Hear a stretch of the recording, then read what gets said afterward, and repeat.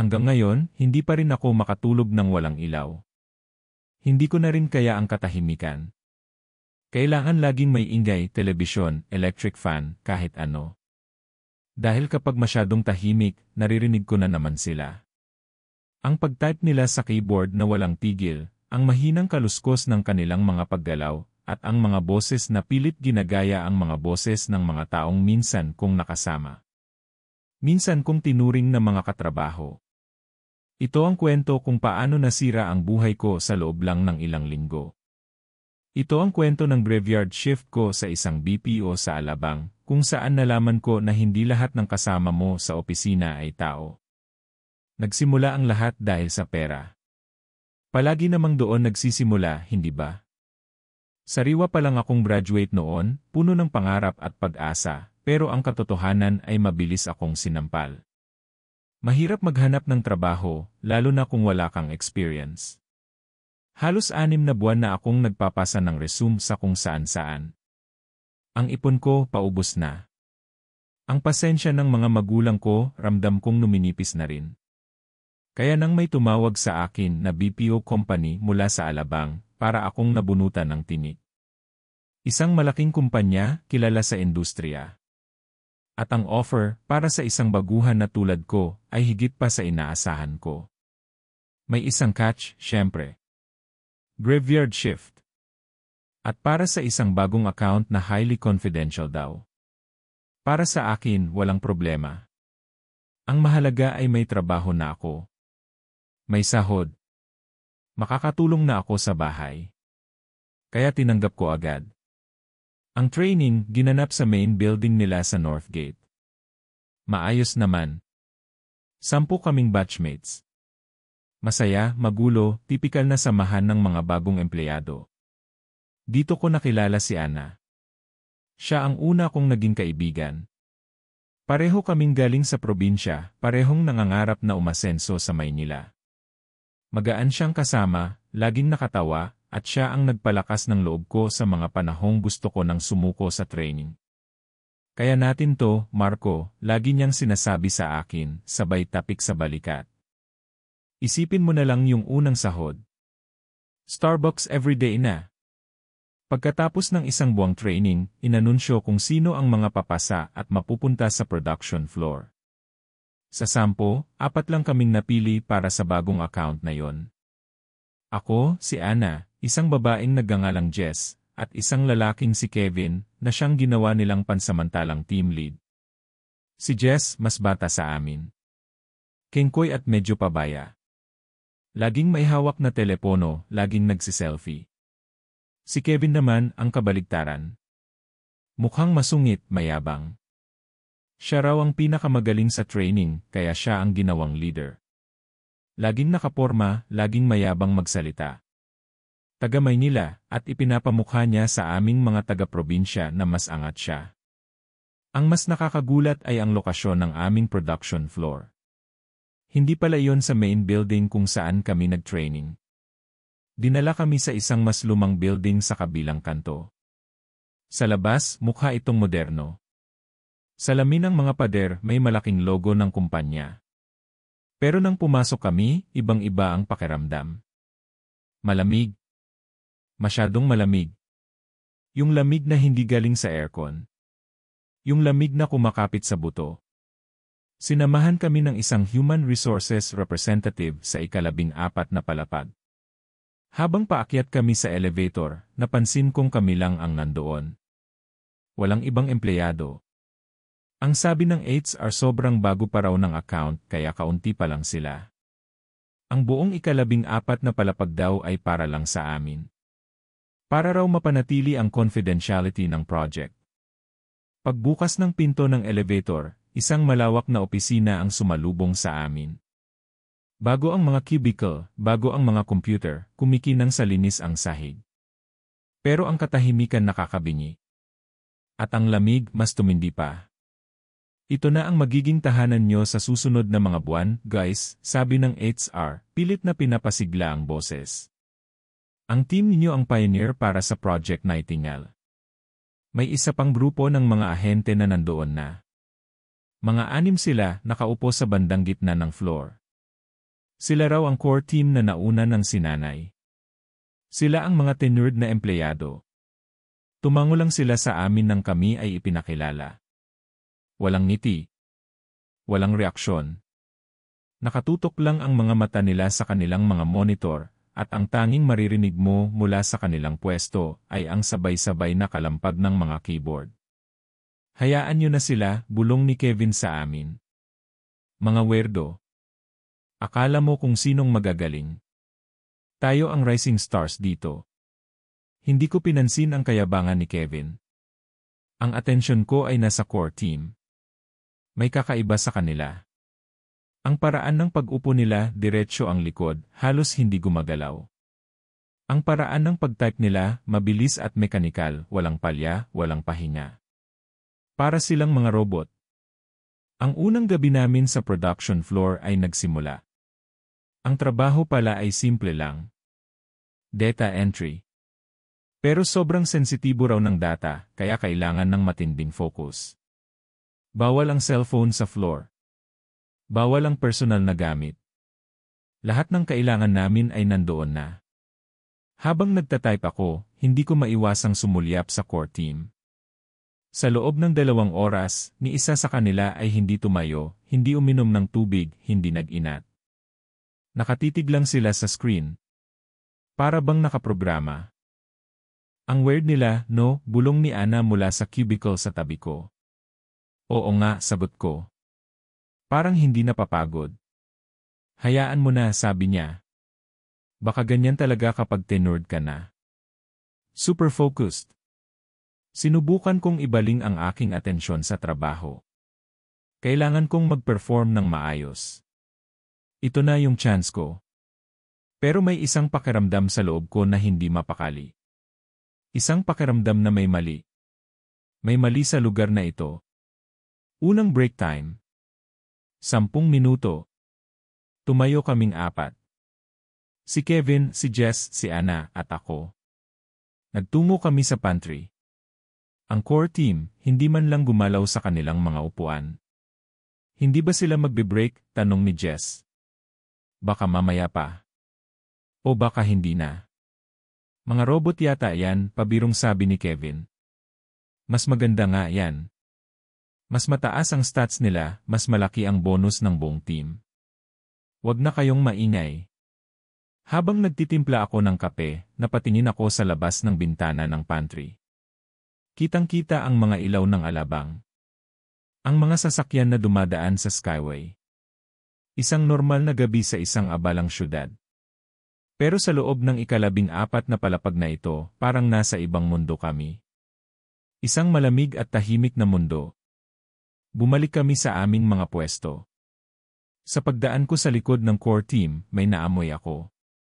Isang amoy na pamilyar pero hindi ko matukoy kung saan ko naamoy. Amoy lupa. Basang lupa. Yung amoy pagkatapos ng malakas na ulan sa probinsya. Pero impossible. Naka-aircon kami sa 14 na palapag ng isang modernong building. Saan manggagaling ang amoy na yon? Ipinagsawalang bahala ko na lang. Baka guni-guni ko lang. Baka dala ng pagod at puyat. Ang unang paramdam na hindi ko na makakalimutan ay nangyari noong 3 gabi namin. System error. Down ang lahat ng aming tools. Ayon kay Kevin, nangyayari daw talaga yon minsan, lalo na sa mga bagong account. So, para kaming mga tanga na nakaupo lang at naghihintay. Dahil sa sobrang bored, naglabas ng cellphone si Jess. Picture tayo, guys. First week natin. Bawal yan, Jess. Baka mahuli tayo, saway ni Ana. Wala namang nakatingin. Yung mga robot doon, parang mga estatwa, sabi ni Jess, itinuturo ang core team. Pumayag na rin kami. Nag-ipon kami sa cubicle ni Ana para sa isang group selfie. Pagkatapos ng ilang kuha, ibinaba ni Jess ang telepono niya sa kanyang table. Sa sobrang kalikutan, nasagi niya ito at nahulog sa sahig. Gumulong ito papunta sa ilalim ng mga cubicle ng core team. Hala, patay, sabi ni Jess. Ang layo. Kunin mo na. Bilis, utos ni Kevin. Tumayo si Jess at dahan-dahang naglakad papunta sa pwesto ng core team. Yumuko siya para silipin ang ilalim ng table. Nakita naming lahat kung paano siya natigilan. Nanlaki ang mga mata niya. Jess! Anong problema? Tanong ko. Hindi siya sumagot. Dahan-dahan siyang umatras, ang mukha ay putlang-putla. Bumalik siya sa pwesto namin, nanginginig. Anong nakita mo? Tanong ni Ana, hinawakan ang braso ni Jess. Yumeling si Jess. O wala. Nakita ko lang yung phone ko. Itinuro niya. Ang cellphone niya ay nakapatong na ulit sa table niya. Sinong nagbalik niyan? Nagkatinginan kaming lahat. Walang sinuman sa amin ang tumayo. At sigurado kami, walang sinuman sa core team ang gumalaw. Baka naman hindi nahulog ng malayo.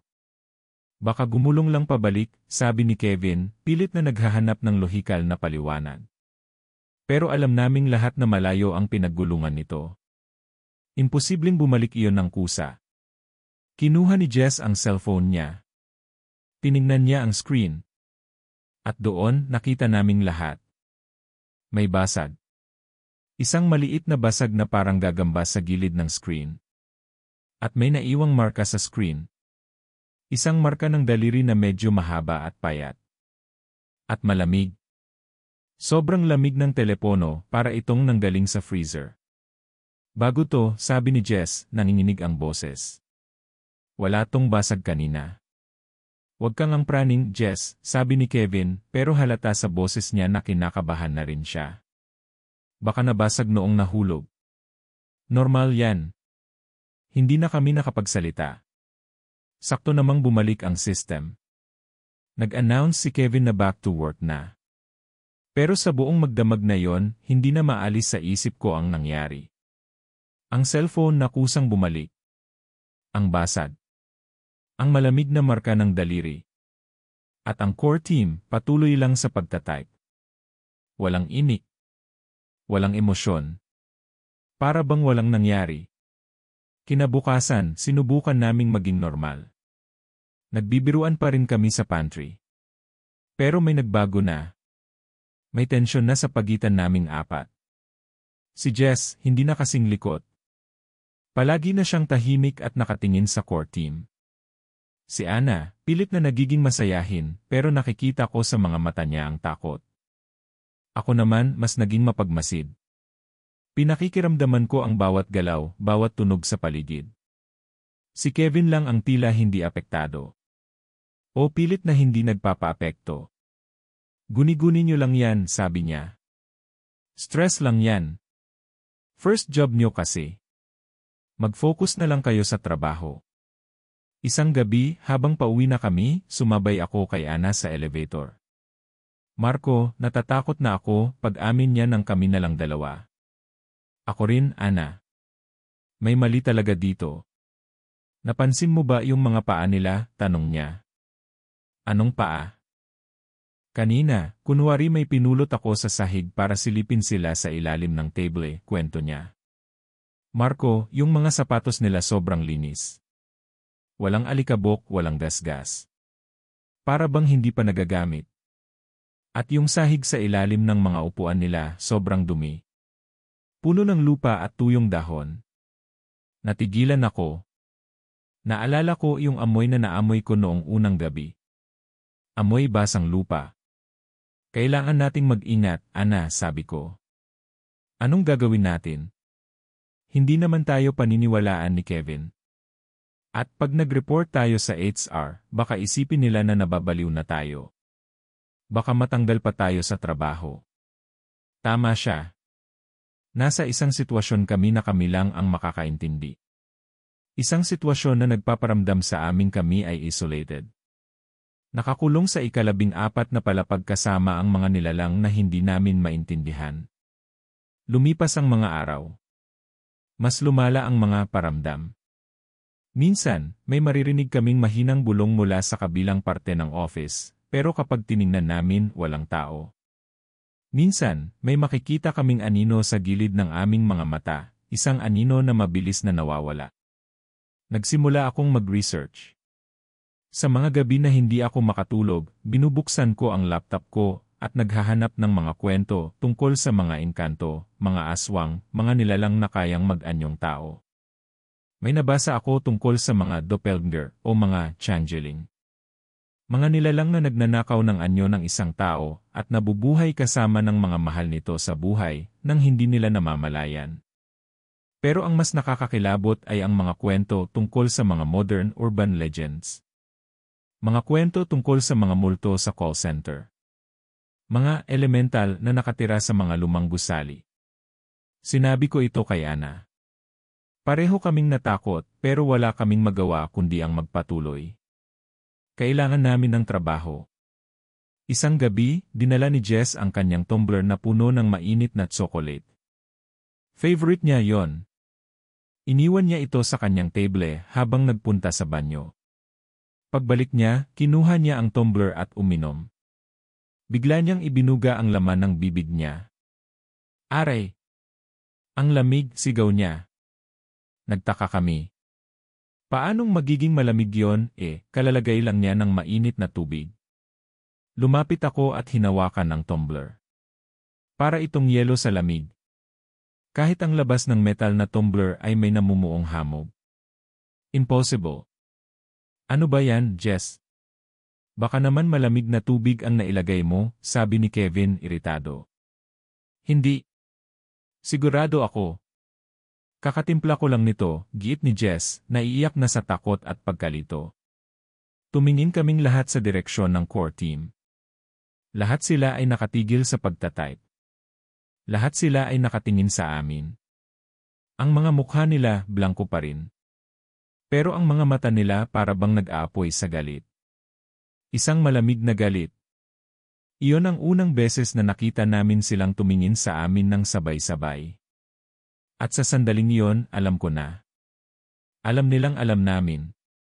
Nagsimula ang pag-escalate ng mga pangyayari. Hindi na lang ito mga simpleng paramdam. Naging mas direkta na ang kanilang panggugulo. Isang gabi, habang naglalakad ako pabalik mula sa pantry, nakita ko ang isa sa mga babae mula sa core team na nakatayo malapit sa cubicle ni Jess. Nakatalikod siya sa akin. Hindi siya gumagalaw. Akala ko may tinitingnan lang siya sa monitor ni Jess. Excuse me po, sabi ko. Dahan-dahan siyang lumingon. At ang nakita ko hindi ko makakalimutan kahit kailan. Ang mukha niya ay mukha pa rin ng isang tao. Pero ang leg niya ay umikot ng dahan-dahan na parang tornilyo, habang ang katawan niya ay nanatiling nakaharap sa cubicle. Isang buong 360 degrees na ikot. At nang humarap na sa akin ang mukha niya, ngumiti siya. Isang ngiti na hindi abot sa mata. Isang ngiti na napakapula ng mga labi. Napaatras ako. Natumba ako sa sahig. Marco! Ayos ka lang, sigaw ni Ana, tumakbo palapit sa akin.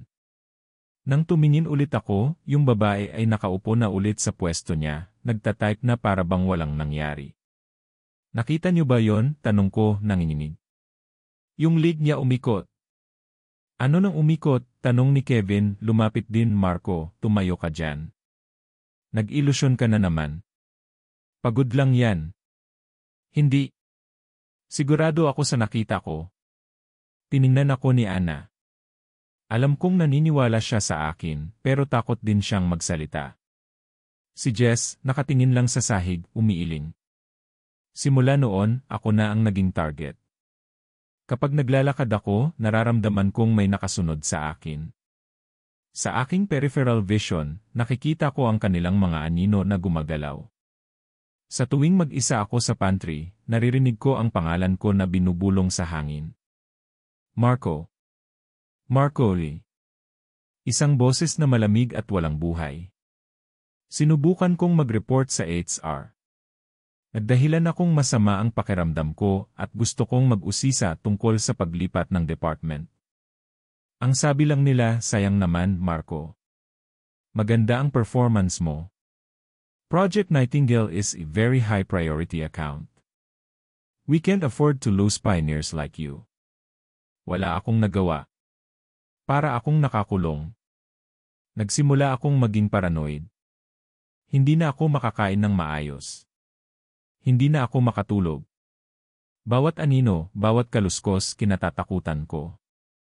Ang mga kasama ko, nagsimula na ring iwasan ako. Si Kevin, laging iritado sa akin. Si Jess, takot na kahit tingnan ako. Si Ana na lang ang kumakausap sa akin, pero palaging pabulong, palaging may takot.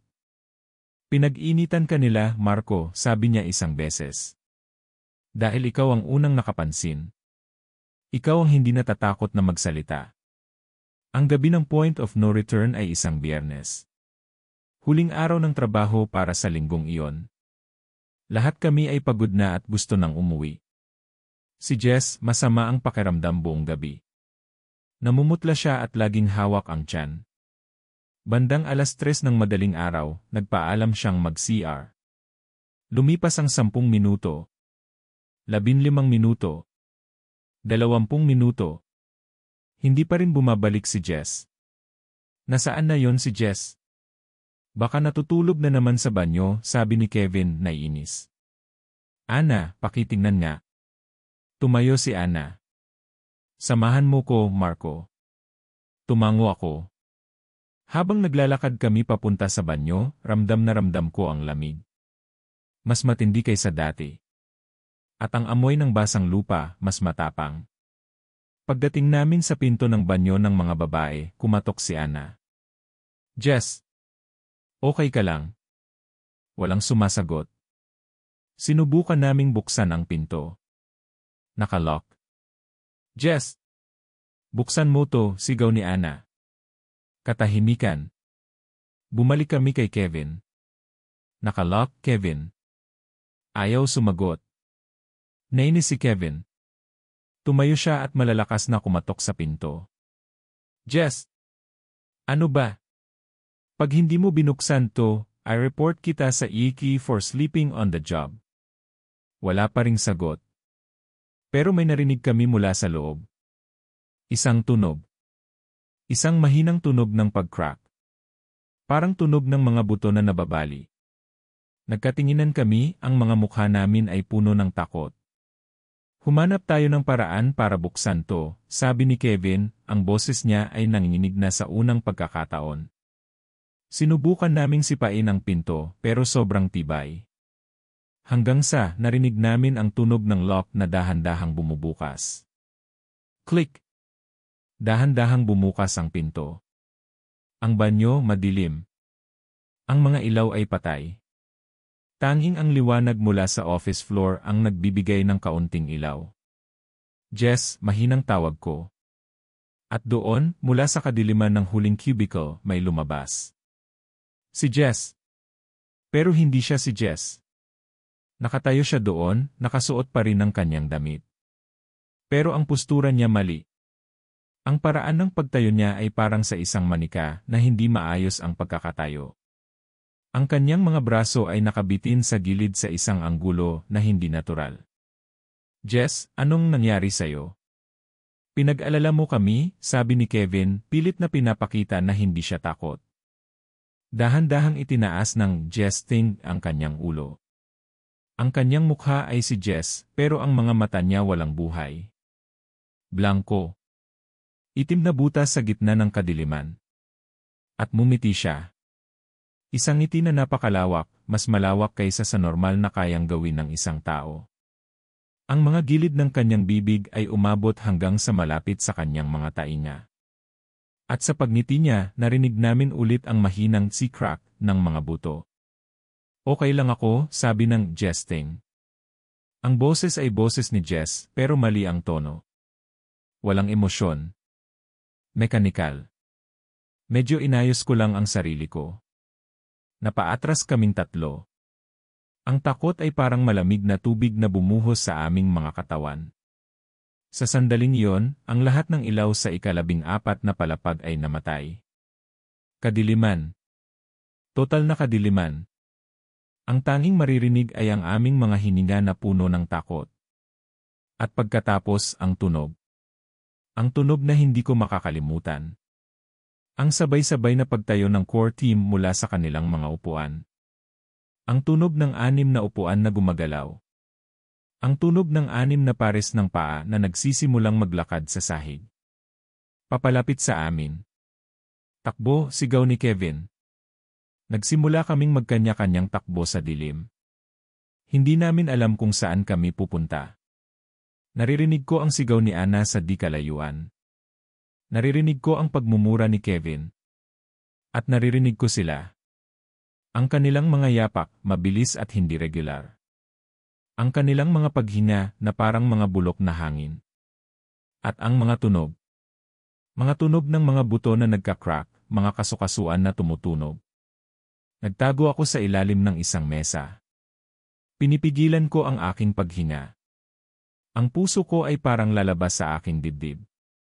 Maya-maya, ang emergency lights ay sumindi. Isang kulay pula at dim na ilaw ang nagbigay liwanag sa buong floor. At ang nakita ko ay isang eksena mula sa isang bangungot. Ang core team, hindi na sila mukhang tao. Ang kanilang mga katawan ay baluktot at mahahaba. Ang kanilang mga braso at binti ay umaabot sa sahig, ginagamit nila para gumapang ng mabilis. Ang kanilang mga mukha, parang lastiko na binanat. Ang mga bibig nila ay nakabukas ng malapad, puno ng mga ngipin na hindi pang tao. At ang kanilang mga mata ay nagliliwanag na pula sa dilim. Sila ay mga mimik. Mga nilalang na gumagaya. At ngayon, hindi na nila kailangang magpanggap. Nakita ko si Kevin, nakasandal sa pader, hawak ang isang fire extinguisher. Ang mukha niya ay puno ng pawis at takot. Mga demonyo kayo, sigaw niya. Ang jesting ay gumapang palapit sa kanya, ang ulo ay umiikot-ikot habang gumagalaw. Nakita ko si Ana, nagtatago sa likod ng isang malaking kabinet. Nagtama ang aming mga mata. Pareho naming alam na ito na ang katapusan. Nagsimula ang gabi ng aming pagtakas. Ang buong 14 na palapag ay naging isang hunting ground. At kami ang mga biktima. Kailangan nating makarating sa elevator o sa fire exit, sigaw ni Kevin. Pero hinarangan na nila ang mga daan. Gumagapang sila sa mga pader sa kisam. Ang bilis nilang gumalaw. Isa sa kanila, yung lalaking laging nakaupo sa dulo, ay biglang tumalon mula sa kisam papunta kay Kevin. Sinubukan ni Kevin na paluin ito ng fire extinguisher, pero nahuli ng nilalang ang kanyang braso. Narinig namin ang malakas na tunog ng buto na nabali. Sumigaw si Kevin sa sakit. Ana! Marco! Takbo, sigaw niya, bago siya kinaladkad ng nilalang papunta sa kadiliman. Narinig namin ang kanyang mga hiyaw na puno ng paghihirap at pagkatapos katahimikan. Kami na lang ni Ana ang natitira. Magkahawak kamay kami habang tumatakbo. Saan tayo pupunta? Tanong niya, umiiyak. Hindi ko alam. Kailangan nating makahanap ng paraan. Naalala ko ang isang bagay na sinabi sa amin noong orientation. Ang building daw ay may state-of-the-art fire alarm system. Isang pindutan lang at ang buong building ay mag-alarm. Mga sirena. Mga strobe lights. Ana, yung fire alarm, sabi ko. Nasa tabi ng elevator. Pero paano tayo makakapunta doon? Ang mga nilalang ay nasa pagitan namin at ng elevator. Para silang mga gagamba na nag-aabang. Kailangan nating gumawa ng diversion, sabi ko. Nakakita ako ng isang computer tower sa sahig. Binuhat ko ito. Ana, kapag inihagis ko to, tumakbo ka papunta sa fire alarm. Huwag kang lilingon. Huwag kang hihinto. Naiintindihan mo? Tumango siya, ang mga luha ay patuloy na dumadaloy sa kanyang mga pisngi. Paano ka? Susunod ako. Pangako. Huminga ako ng malalim. Handa ka na? Tumango ulit siya. 1, 2, 3. Ngayon, ibinato ko ang computer tower sa kabilang direksyon. Gumawa ito ng malakas na ingay nang bumagsak ito. Ang mga nilalang lumingon lahat sa direksyon ng ingay. Takbo, Ana! Tumakbo si Ana. Tumakbo siya na parang wala nang bukas. Sumunod ako sa kanya pero mas mabagal ako. Malapit na si Ana sa fire alarm. Ilang hakbang na lang. Pero ang Jesting mas mabilis. Tumalon ito mula sa isang cubicle at humarang sa daan ni Ana. Sumigaw si Ana. Sinubukan niyang umiwas pero huli na. Nahawakan ng Jesting ang kanyang paa. Natumba siya. Marco, sigaw niya, ang mga mata niya ay puno ng desperasyon. Kinaladkad siya ng nilalang palayo. Ang kanyang mga kuko ay kumakalmot sa sahig, pilit na kumakapit. Pero wala siyang laban. Ana!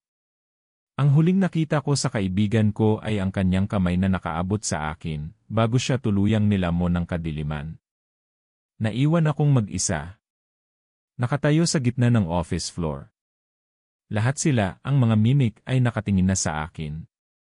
Dahan-dahan silang gumapang papalapit. Para akong isang daga na na-corner ng mga pusa. Wala na si Kevin. Wala na si Ana. Wala na si Jess. Ako na lang. Pero sa gitna ng takot, may sumibol na galit sa puso ko.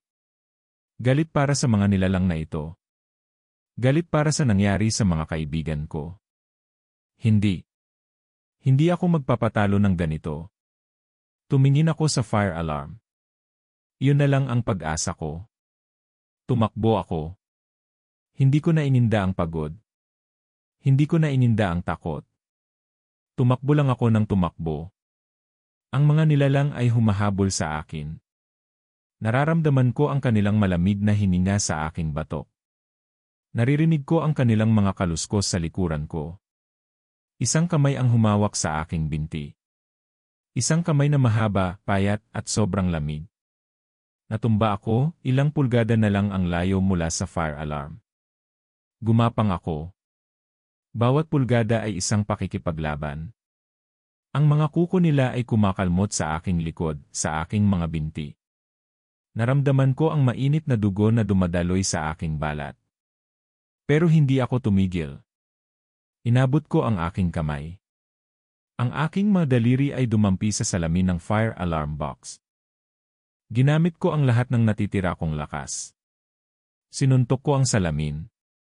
Nabasag ito, sinugatan ang aking mga kamao. Pero hindi ko ininda ang sakit. Hinawakan ko ang lever. At hinila ko ito pababa. Isang nakakabinging sirena ang umalingaw-ngaw sa buong palapag. Ang mga pulang strobe lights ay nagsimulang mag-flash ng paulit-ulit na ginagawang isang impyerno ng pula at itim ang lahat. At ang mga nilalang sumigaw sila. Isang sigaw na hindi galing sa lalamunan ng tao. Isang sigaw na matinis at puno ng sakit. Nagtakip sila ng kanilang mga mukha. Ang kanilang mga katawan ay nanginig at nanginig. Para silang nasusunog.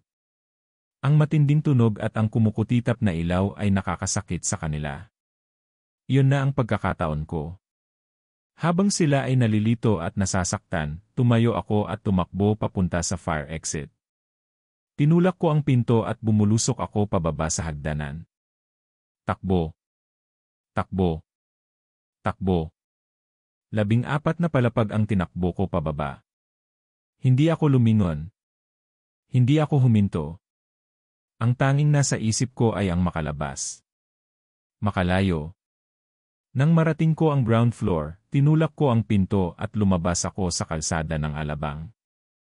Ang liwanag ng umaga ay nagsisimula ng sumilip. Ang mga tao ay naglalakad papunta sa kanilang mga trabaho. Ang mga sasakyan ay dumadaan. Isang normal na umaga. Walang sinuman ang nakakaalam sa impyernong pinagdaanan ko sa 14 na palapag. Hindi ako tumigil sa pagtakbo. Nagpatuloy ako hanggang sa hindi ko na kaya. Hanggang sa bumagsak ako sa isang bangketa, humihingal, umiiyak at duguan. Kinabukasan, pinatawag ako ng management at ng pulis. Kinuwento ko ang lahat. Ang core team. Ang mga kakaibang pangyayari. Ang pagkawala ni Jess. Ang pagkamatay ni Kevin at Ana. Tiningnan nila ako na parang nababaliw. Sinabi nila na ayon sa investigasyon, walang G-Core team na naka-assign sa floor na iyon. Kaming 4 lang daw talaga ang nandoon. Ang CCTV footage mula sa gabing yon, puro static. Walang bakas ng dugo. Walang bakas ng pakikipaglaban. Ang opisina ay malinis na para bang walang nangyari. Sina Jess, Kevin at Anna, opisyal na idineklara bilang mga missing persons. Ako ang tanging si person of interest. Inakusahan nila ako ng kung ano-ano. Na baka may kinalaman ako sa droga. Na baka nagkaroon ako ng psychotic break dahil sa stress. Tinanggal ako sa trabaho. Pinagbawalan akong lumapit sa building. Walang naniwala sa akin. Paano nga ba nila paniniwalaan ang isang kwento na parang galing lang sa isang horror movie? Lumipas ang mga buwan. Bumalik ako sa probinsya. Pero ang trauma, dala-dala ko. Bawat gabi napapanaginipan ko sila. Ang kanilang mga mukha na binabatak. Ang kanilang mga mata na walang buhay. Ang ngiti ni Jess. Ang sigaw ni Anna. Hanggang ngayon, natatakot ako sa dilim. Natatakot ako sa katahimikan. Natatakot akong mag-isa. Minsan, kapag naglalakad ako sa mall o sa palengke, napapahinto ako. May makikita akong isang tao sa gitna ng maraming tao. Isang tao na ang paraan ng pagtayo ay medyo mali. O isang tao na ang ngiti ay hindi abot sa mata. At sa mga sandaling iyon, naninikip ang dibdib ko. Dahil alam kong nagkalat lang sila sa mundo. Nag-aabang. Naghahanap ng bagong anyo na gagayahin. Kamakailan lang, may nabalitaan ako mula sa isang dating katrabaho sa training. Ang BPO company daw sa Alabang ay nag-hire na naman ng mga bagong ahente. Isang bagong batch ng mga fresh graduates na puno ng pangarap. Para daw sa isang highly confidential account. Sa ika-14 na palapag ng parehong lumang building. Project Nightingale. At alam ko, sa isang malamig at tahimik na opisina sa Alabang, may 6 na tenured employees na naghihintay sa kanila. Nakaupo ng diretsyo. Nagtatype ng walang tigil. Nag-aabang ng mga bago nilang magiging katrabaho. Hindi. Hindi tao ang mga katrabaho ko. At hanggang ngayon, binabagabag ako ng tanong na ito, ilan na kaya sila?